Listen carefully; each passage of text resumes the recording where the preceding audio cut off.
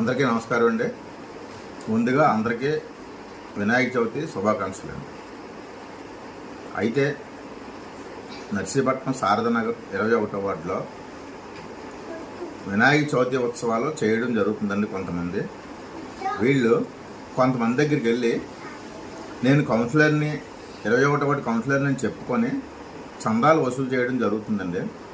ఒక హాస్పిటల్కి, ఒక ఐరన్ షాప్కి, మరికొన్ని షాపుల దగ్గరికి వెళ్ళి బలవంతంగా డిమాండ్ చేసి డబ్బులు ఇమ్మని చెప్పి రౌడీయుతంగా వసూలు చేయడానికి పూనుకున్నారండి. అయితే ఒక యాజమాన్యం వారు డబ్బులు ఇవ్వలేదని చెప్పి సచివాలయంకి వెళ్ళి వాళ్ళ ప్లాన్ అప్రూవల్ పెట్టి వాళ్ళ హాస్పిటల్ ఎలా పెట్టారని చెప్పి కూడా వివరాలు తెలుసుకొని హాస్పిటల్ వారిని బెదిరించడం కూడా జరిగిందండి.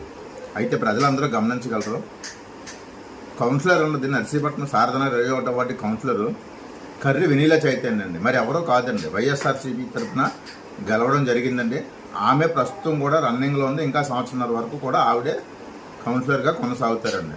కాబట్టి నర్సీపట్నం ప్రజలందరూ గమనించండి. ఎవరికి భయపడొద్దు, ఎవరికి చేయనవసరం లేదు. ఎందుకంటే వినాయక చవితి అన్నది ఒక దేవుడి పండుగ అండి. ఎవరు తోచిన సందా వాళ్ళు ఇస్తారో, లేదంటే వచ్చి ఉండీలు వేసుకుంటారు. నేను కూడా చేయడం జరిగింది, చాలా కాలం చేశాను.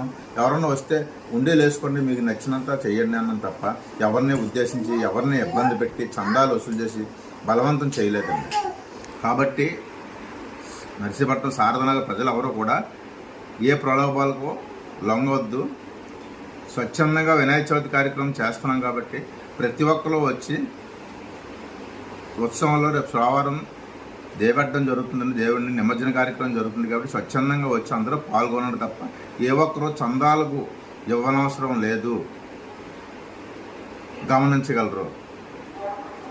మళ్ళీ